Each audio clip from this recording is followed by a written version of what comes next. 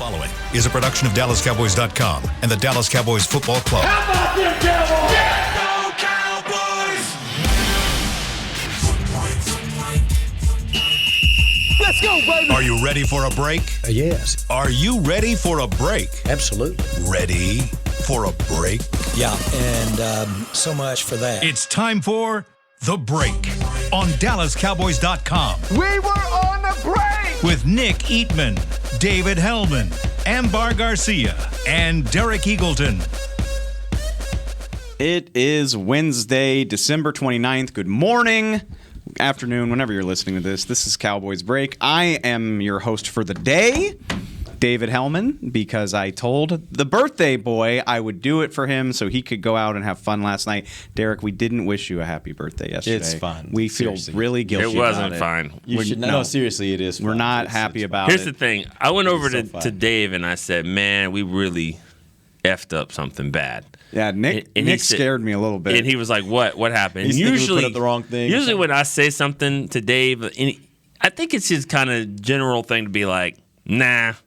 It's kind of a contrarian, like it's not that bad or don't worry about it, whatever. When I said that, I was like, we didn't say anything about Derek's birthday. He was like, damn it. Yeah. Like, yeah, fine, we're guys. bad people. No, it's honestly fine. It's honestly fine. Yeah. I know your heart. So Did you have you had a good birthday dinner? I did have a good birthday dinner. We got some good food and hung out. And You are in your Jason Witten rookie training Still camp in those year? 40s. barely Hanging into on. the 40s. 49. One more rotation Yeah, around forget the the sun, other- and I will be at 50. Forget our other jersey numbers. I mean, we always throw that out today. Yeah.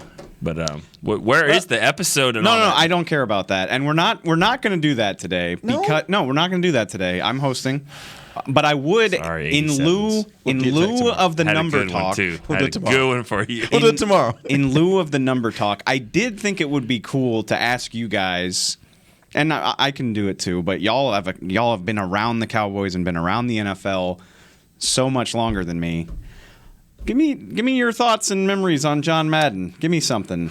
Just Nick's got a good story. Like, Nick's got a good story. Icon gets overused these days, but there's not a person more befitting of that term than John Madden. You know, I said this. We're gonna post like a gut feeling type thing here later about just people's thoughts and memories. And yeah, you said it best. I mean, legend, GOAT, icon. We say it all the time.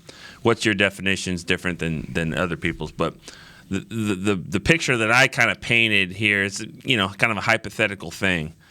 12-year-old son, 45-year-old dad, 75-year-old grandpa sitting in the room talking about Madden. They all got something. Yeah. I played Madden. I beat this one kid down the street, whatever. Oh, well, I remember him with, just Pat Summerall watching games. And then 7-year-old's like, yeah, he was at the Raiders, a great head coach. And that's what a legend is to me, is somebody that just spans all that time in whatever way you want to say. He was a contributor. He was everything. He was larger than life. I mean, he was the NFL. Yeah, John Madden made football fun when I was a kid. Like, he was the guy that, the boom and the bam. Like, he made football fun. And for a kid, and then, of course, obviously, and I think I've played every Madden in the history of Madden, in the Madden game. And, like, it was a part of my college experience. Literally, every day, me and my buddies, we played Madden. And it was a lot of trash talk, and we had a lot of fun around that game. And so, like you said, like, there are all those different, watching football, playing Madden. He was everywhere. He was always a part of it. And I was telling you earlier, like, there was probably nobody better, if you can think about all the guys that were around the game at that time, that had the personality and the understanding of the game that you could put together to make what he made. That's why he was so special, in my opinion. Like, he was entertaining, but he knew the game in a really, really, and he brought the game to you in a really interesting way, which made him unique, and that's why the game fits for somebody like him. It's a real, there's so many bummers about COVID, but, like, we don't see the TV crews anymore. Like, you usually, like, whatever network has it. So, like, Aaron and Troy and Joe would come out on, like, a Friday, or Collinsworth, and Al Michaels is here all the time, or he was before COVID. And it, like, you got a sense for how big the game was when you saw them show up, So I'm curious, like, do y'all have any stories about that with Madden? Yeah. He used to be at Valley Ranch. It's so funny to me And I want to hear your stories, but like I was thinking about this last night. I think televised football is so much more normal now than it was when Madden was in his hay, you know? So like there's 18 channels, every station has like 6 crews, and so it just doesn't feel as big as it probably used to. You're like, oh my God, Madden's on our game this week. You know what I mean? Yeah. Or like for me, I told Brad Sham this story. It was Vern Lundquist for me, like SEC football. That's I just like Vern's voice was in my house every Saturday, and I had the chance to meet him, and I fell apart. I was like, oh my God. I was like, you're the voice of my childhood. And Vern was like, please don't say that. Like, I don't want to be told that I'm that old. Anyway. But yeah. And so I don't think it's the same these days where like, because just every game gets to be televised, and that didn't used to be the case. So anyway, I would love to hear. Yeah. For me, and it was like you said, it was a Monday night game. So they were here like on Saturday. It was at Valley Ranch. And I don't know why I was in the building. I had to go in there, and it was ghost town on a Saturday. And I was walking through the halls, and if you've ever been to Valley Ranch, if you're walking too fast around a hall, you could, First of all, it's a maze. Yeah, it's the most confusing layout ever. Yeah. And I was turning the corner, and all of a sudden, John Madden was turning the corner at the same time, and I had to stop. And this was like 1999, so that was a few LBs ago for me. I had to stop and like, whoa! And I think he did a whoa. You know what was that? It's coming down. Yeah, and he was like, whoa, and I was like, oh, sorry, excuse me, I apologize, and whatever. And he never even looked up. He just kind of kept walking, and he just said out loud, didn't even turn around or anything. He just goes, you would have lost that battle. I was like, yeah, bye. Like, see you later. Never stopped or anything. It was basically the nicest way you could say, get the F out of my way.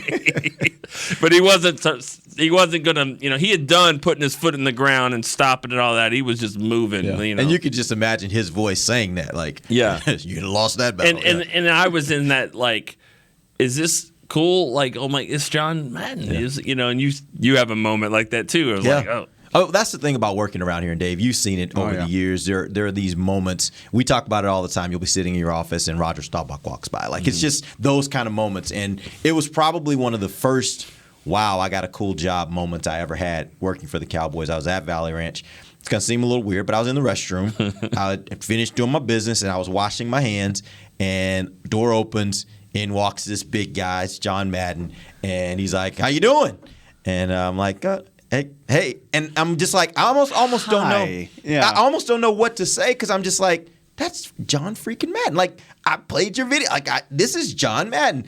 But you're kind of going about he's going on about his business. I'm going on about my business, and I'm just like walking out of the restroom, like, man, this is a really, really cool job. Which restroom was it? I know that's it was the one by where the loft. You know where the loft is? Mail room. So it's just that little small restroom over there. Yeah. It wasn't John Madden, obviously. He was retired by the time I started here, but I got hired in April, which is like there's nothing happening in the offseason. And at Valley Ranch, like, we're tucked away in the back. Yeah. You could go weeks without seeing anybody. You wouldn't even know you worked for a football team. Yep. It's just a regular office job. But like probably 2 months after I started, I went to use the bathroom over by the executive wing. And I just happened to be in that part of the building. And you do this a million times in your life, but you open the door and somebody's coming out and you're going in and you kind of do that like shuffle where you're like, which one of us is getting out of the way? Because these were small restrooms. Yeah. I couldn't have been here for more than 2 months, and I did that with Jerry Jones. And I just I didn't know what to say. I don't think I'd ever met him before. And he's like, who are you? And I just I was shell-shocked for the rest of the afternoon. He's got his own bathroom. Did he? He does. Well, I don't know what to tell you. Did he say anything to you? Because that's the thing about Jerry. Like, Jerry will strike up a conversation with anybody that he runs across. I mean, I think we did the whole, let me get out of your way there, or excuse me, and he just kept going. Same bathroom, it's funny we're telling bathroom stories. That same bathroom, I walked in there one time, Sean Payton was the offensive coordinator back then, and he said a term I've never really heard before, but, coaches have their own lingo. He was like, don't go in there. All the buckets are full. And I was just like, buckets? Wonderful. I was like, cool. Like, you got the message, though, right? Yeah, he was just like, the buckets are full. Thanks, Sean. Heard it that way. And on that note, we will take our first break. And Before we do that, when we come back, though, you can think about it in the break. I want to know what everyone's favorite Madden, like, video game term. Because, you know, he always said something in there memorable in there.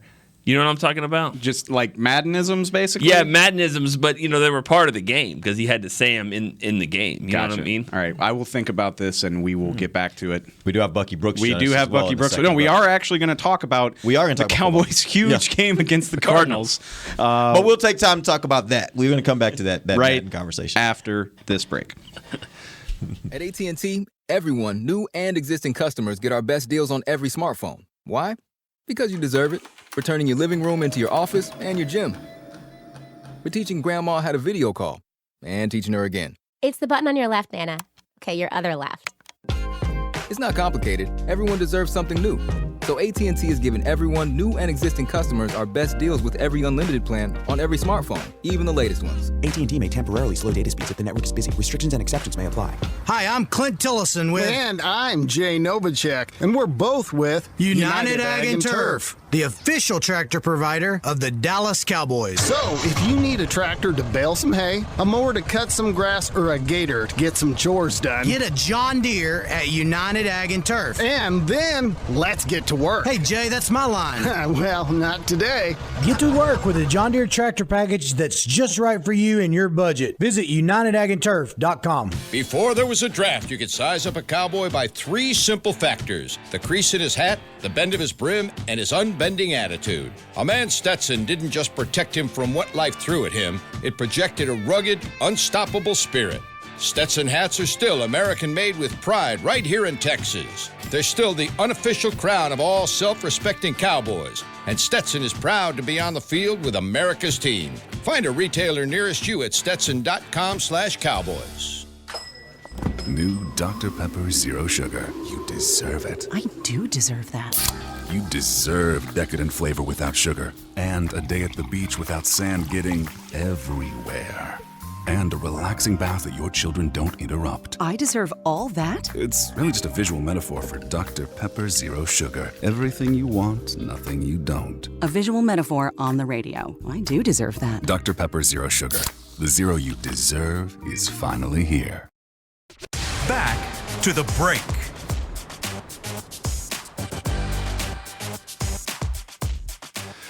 All right, download the official app of the Dallas Cowboys. Get access to in-market game broadcasts, mobile tickets, daily podcasts, live pregame and postgame shows, game updates, and more. Download the app in Google Play stores. You should do it. I mean, it's week 17. You should be doing it by now. I mean, come on. Cowboys app. Welcome back to the break. Thank you for that, Nick. I'm Dave, Derek, Nick with me, and we've got our buddy. Speaking of week, it's week 17? It's week 17. 17 weeks of having our buddy Bucky Brooks here to help us preview the opponent. We did Arizona offense yesterday. We got Arizona defense today. And Bucky, this happens for me all the time where, like, you don't have time to look into the minutia of these matchups until we're going to talk to you.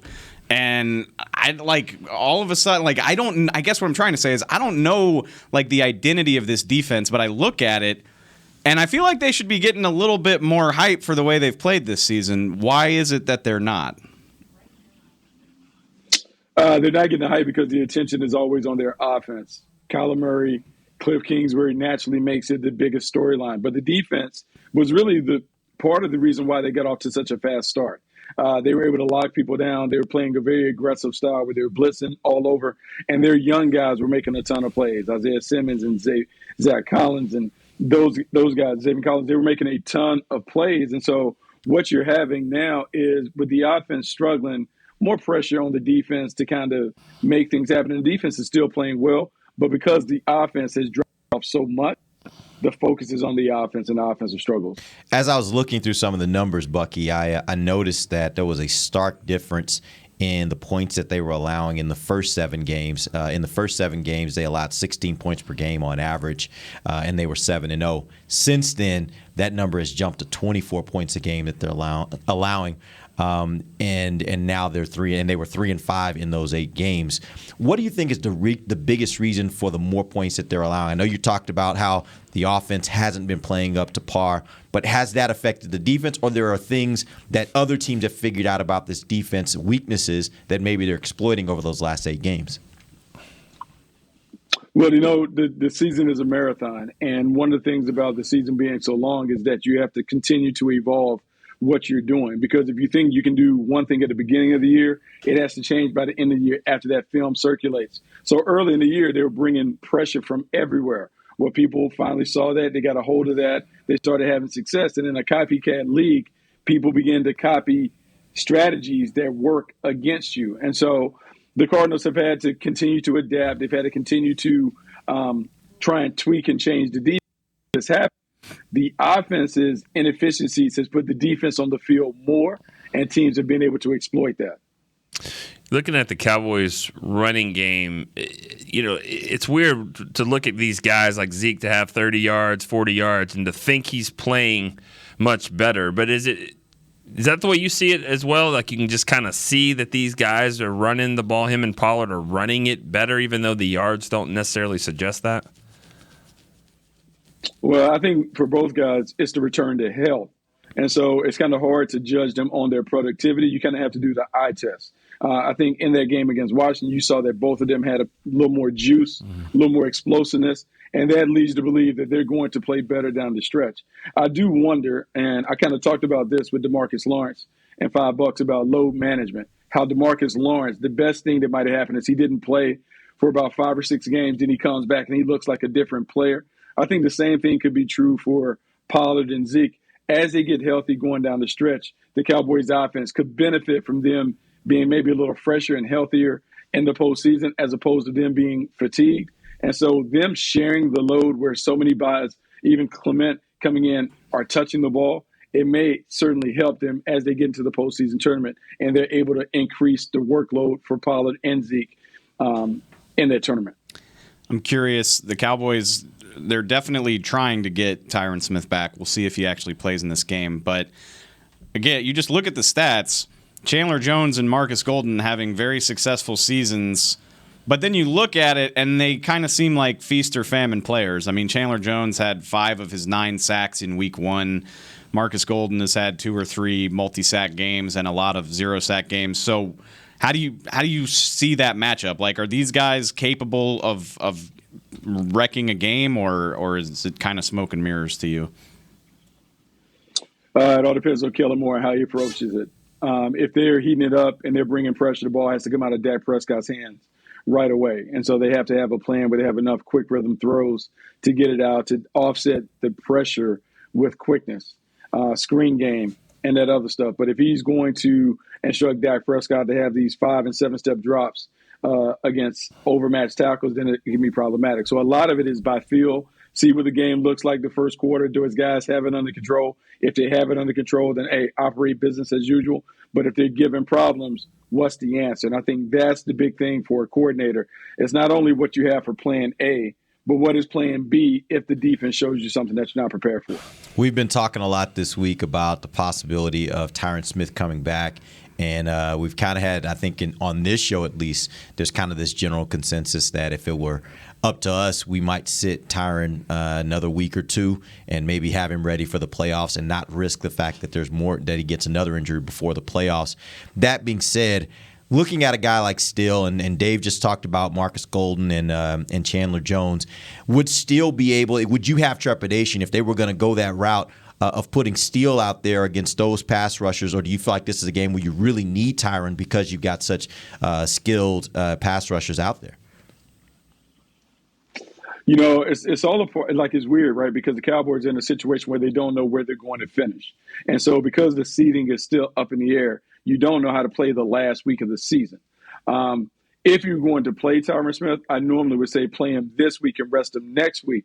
You want to get him some game action, but you don't necessarily want to play all those guys the week before you have to play a playoff game that increases in physicality, intensity, and speed. Look, he's a veteran, so he could play in the postseason without any work. I would like to get him a little bit of work before we did it because I think it's tough to go from kind of sitting on the couch to then playing a playoff game where the speed is even different than what it is in the regular season. Bucky, we've talked about it here already on the show, and anybody that's been around in the NFL for a while has some kind of memories or connection to John Madden. I'd like to see what your memories are with Coach Madden, or broadcaster, or video game, or all the above. All the above. So it's funny. I was listening to you guys' stories.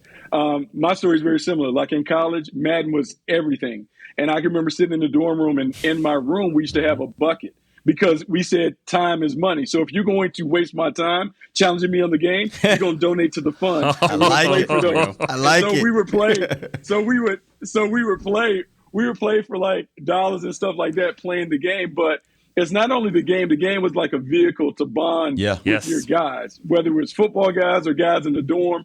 It was kind of the main attraction to bring guys together. And I think the generation going forward always has that to lean back on because it's been a connector. So many of our friendships have been strengthened because of the time that we shared on the sticks. And so it's funny that we associate all of this stuff with the game, and John Madden is certainly the centerpiece of it. I'm curious about that because if you played it in college and then you played in the NFL, like were you were in the game? Did you play? I mean, was it weird to be in the game, or were you in the game, the Madden game? Like one of those games that happened to have a bit appearance in the game. I don't know if my rating was worth anything, but I think what's always funny about those games, and like now when I look at it, is it was always a big deal when the game would come out and everyone would go and see what the ratings are. And your teammates arguing about the ratings, and now that the ratings evolve and change, it's like a big deal. And even like, because now I'm on the game in the franchise mode, like offering scouting takes and tips and that stuff. It's just amazing how the franchise has grown and watching so many people consume it. So, look, for all the great things that he did as a coach, I think part of the legendary stuff is what he did as a broadcaster and really the video game. Because you talk about being a legend and leaving a legacy. The video game is a legacy that will go on forever. All right, Bucky, we're on a short week because we're not doing a show on the holiday, so we got to get – and, you know, it's been easy to make predictions for like a month because they've been playing bums. So, well, I mean, give me what you got for what should be, I think, probably the best game of the weekend. Yeah, no, this is the best game of the weekend, and the danger is they got to make sure that they don't eat the cheese. We talked about complacency setting in against the Washington football team. Everyone now, that game was a wake-up because it was on – like Sunday night, and everyone saw it. So they have to be able to knock out a slumping team because the Cardinals are struggling. And so what I want to see is, can the offense pick up where they left off? Because that is the unit that still has to kind of carry it in the postseason. I want to see if Dak and company can get it done. I think this team sets up for them. And I think they also have to remember how they got beat down at home last year. I think this is a time for them to kind of exact a little revenge from last year's difficulties. I like it. And I love our weekly appearances with Bucky. Thank you, sir. Have a happy new year. We will see you next week to preview Philadelphia, and we will be right back after this.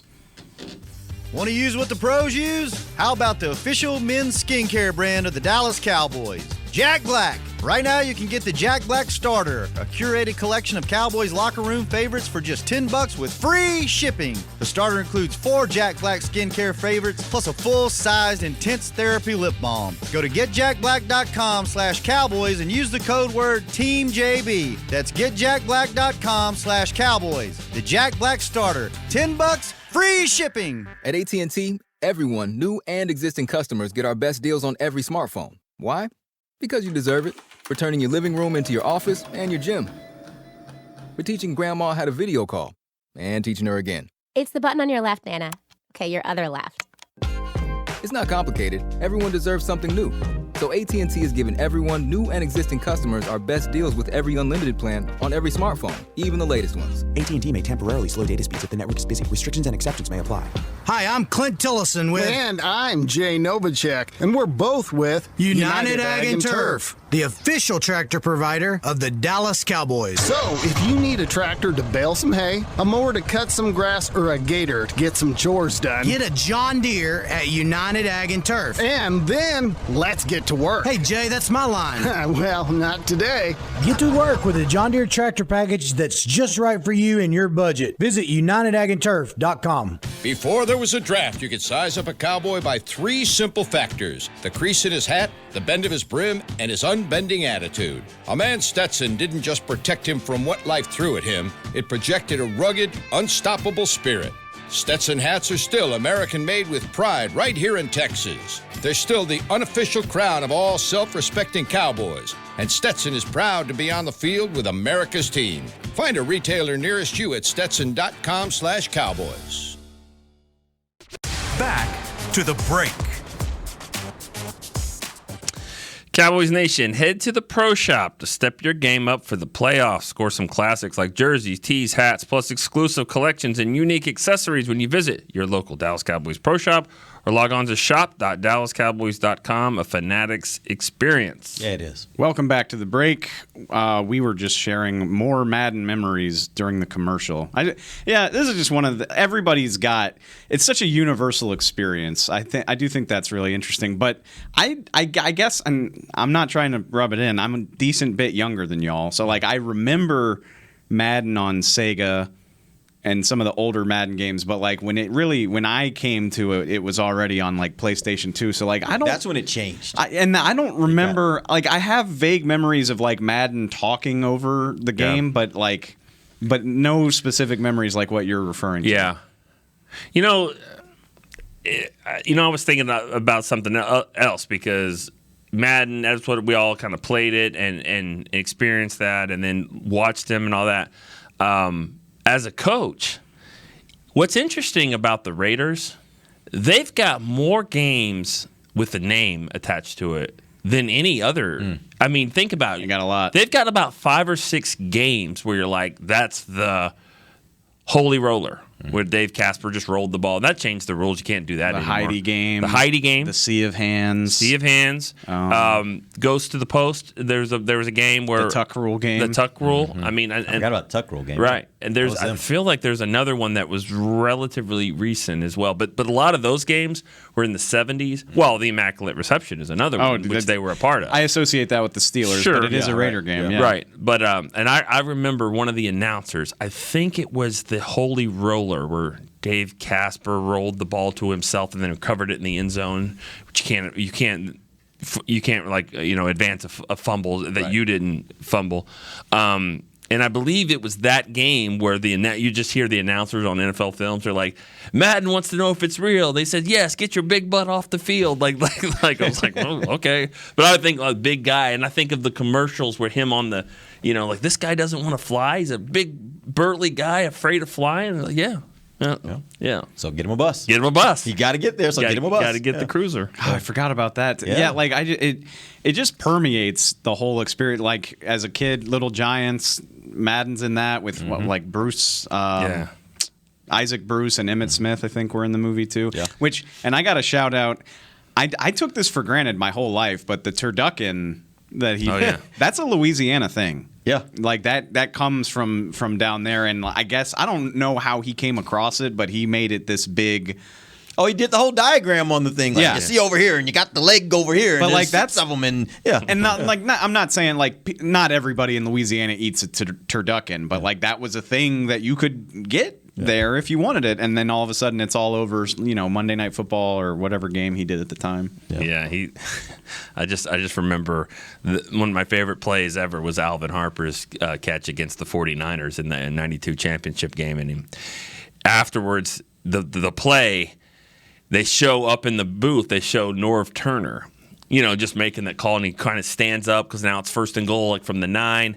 And just subtly, Norv just kind of gets up and hitches his pants, and he goes like, it's a big play because you have to hitch your pants up. Like, look at Norv right here. Like he sees everything. He's always looking at Nate Newton having to hitch his pants up and all that. I mean, he loved big guys, big And North Turner's not a big guy, but he hitches his pants up. So, and he catches that. He caught everything. He just made it real. I talked about it in the first segment, but like I just wonder, is that even possible now? Like, who's going to be larger than life to like this generation that's growing up right now? Like, Tony? is it? Can he do it? Is it Tony? Is it Collinsworth? I mean, right now you think about all the guys that are that's what I'm saying. Covering the game and how they're covering it.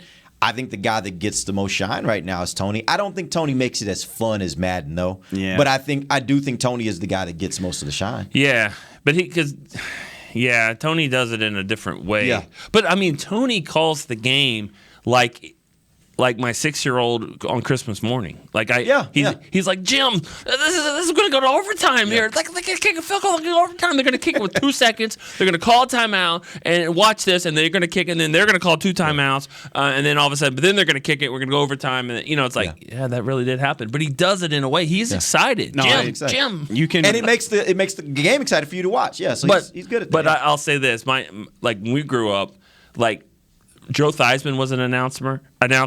Ron Jaworski wasn't, and Phil Simms. Like in our family, like we hated all of them because they were all quarterbacks against the Cowboys. I wonder if people just don't like Tony because they didn't like Tony when he was the Cowboys' golden boy. I mean, for sure, some people are like that, but I doubt it. And I don't know. That always amuses me because like a lot of Cowboy fans hate Troy because I think Troy does the best job of anybody of just like calling it like he sees it, in my opinion. But that rubs a lot of people the wrong way because he's not Irvin. Basically, yeah.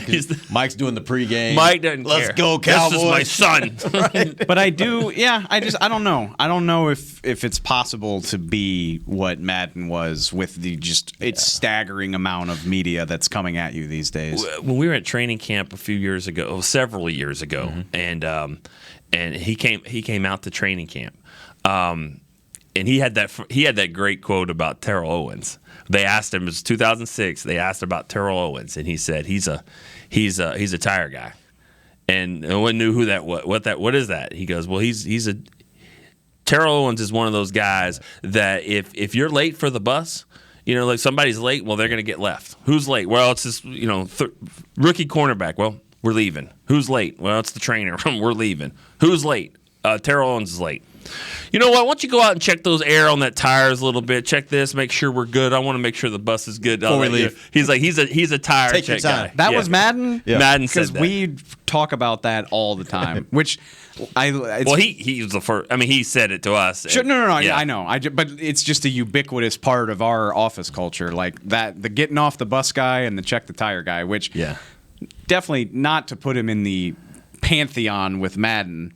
Broadus is that kind of guy too. Like he's got all these ridiculous ways of classifying things. I bet he's got some good stories. Oh my god, on Madden. I'm betting. But Madden took all the media out for dinner, like either that night or the next night. We went to some place. It took us like 40 minutes to get there up the coast, and it was like kind of tucked away. It was this steakhouse. It was amazing. It was like his spot, and it was John's room that he would go to, and he didn't show up. He couldn't show up though, but he footed the bill and paid for everything. It was pretty awesome. This was Madden's place though. It was somewhere in California off the coast a little bit, so it was pretty cool.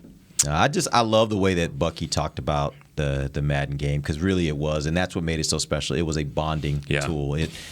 I know there are lots of guys, and maybe females too, who spent lots of hours with their friends playing the game, and that was their method of bonding. That was their time together, and had a lot of memories built around those games. I know it was for me and my friends. So that's the part I think that makes him legendary because he'll be a part of your memories. You can be a part of people's memories. That's huge. You'll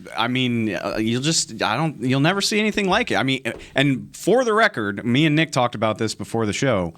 Dude was a hell of a coach. Yeah, right. Yeah. He won 100 games. He won a Super Bowl. His winning he retired 70-some%. He retired with like a 75% win percentage. It's crazy. And then becomes the guy that you associate with NFL broadcasting for multiple generations. And oh, by the way, probably the most influential video game of all time. Just absolutely incredible. That's all the time we have. We're on a short schedule today, right? I think that's about it. Yeah. Good job today, Dave. Thanks, Derek. You killed it. You can have it back tomorrow. Do it? I need the practice for the draft show anyway. Oh, yeah. But no, this was nice.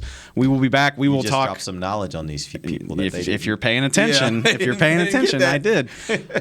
We will be back. We got one more show this week. We will talk much more Cardinals Cowboys than we did today. But thanks for listening. And shoot, if you got fun Madden memories, shoot them to us. It's sad that he's gone, but it's fun to kind of relive these memories of such an influential person. So this has been The Break. Thank you very much for listening. We'll see y'all tomorrow.